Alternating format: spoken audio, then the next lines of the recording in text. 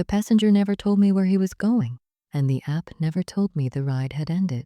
I drive nights for a rideshare app because the money's better and the roads are quiet. Less traffic, fewer drunk conversations, and usually fewer problems. At least that's what I used to think. It was a Tuesday, a little after 2:30 in the morning.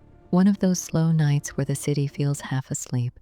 The last bars had closed an hour earlier, and the streets were mostly empty except for the occasional taxi or delivery driver. I was about to call it a night when a ride request popped up. Pickup location, a small bus stop on the edge of town. No destination listed. That wasn't totally unusual. Sometimes the rider enters it after getting in the car. Still, something about the request felt off. The profile picture was blank, and the username was just a single letter. R, but money's money, so I accepted. The bus stop was about 10 minutes away, sitting near an old industrial area that had mostly shut down years ago. As I drove out there, the streetlights got farther apart, and the sidewalks slowly disappeared. By the time I reached the stop, the place looked abandoned. Just a metal bench under a flickering light, and one man standing beside it. He was tall, thin, wearing a dark coat that hung almost to his knees.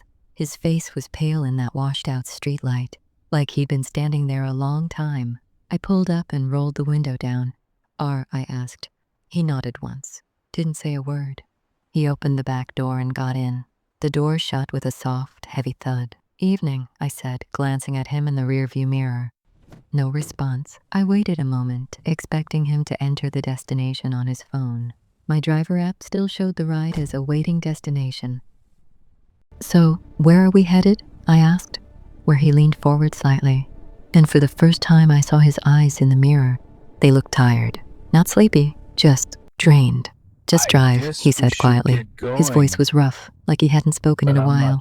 I hesitated, then shrugged and pulled back onto the road. Sometimes passengers do that, wanting a few minutes before deciding where to go. We drove in silence. The only sounds were the low hum of the engine and the faint rattle of something loose in the dashboard. A minute passed, then another. The road stretched out empty in front of us. 2 long lanes cutting through dark warehouses and empty lots. I checked the mirror again. He was sitting perfectly still, looking out the window. Something about the way he sat made the hair on my arms stand up. No movement, no shifting, not even looking at his phone. After about 5 minutes, I cleared my throat. "Hey, the app still needs a destination." No answer. I glanced in the mirror again. This time, the seat was empty. My stomach dropped. The back seat was completely vacant. No door sound, no movement, nothing. I slammed the brakes and twisted around. No one there. The door was still closed. The seatbelt untouched. "Hello?" I said, my voice suddenly tight. Silence. My heart was hammering now. I got out of the car and checked both sides. The street was empty.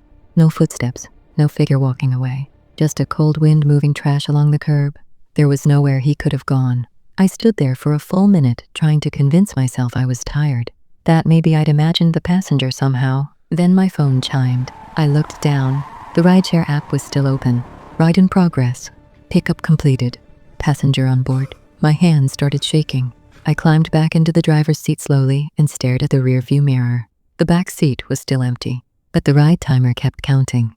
0612, 0613, 0614. Miles were being logged, and the map had updated. A destination had appeared, not typed in, just generated. It was a small road outside town I'd never heard of, a narrow strip cutting through farmland about 20 minutes away. For some reason, I started driving. Part of me wanted to cancel the ride, end it immediately. But the cancel button was grayed out, unavailable during trip. The closer I got to the location, the quieter the world felt. No cars, no houses, just long dark fields on both sides of the road. Finally, the navigation said, "You have arrived." The road ended at a small clearing, and a cemetery, old one too, leaning headstones, rusted iron fence, a single light by the entrance. My phone vibrated again. Ride completed.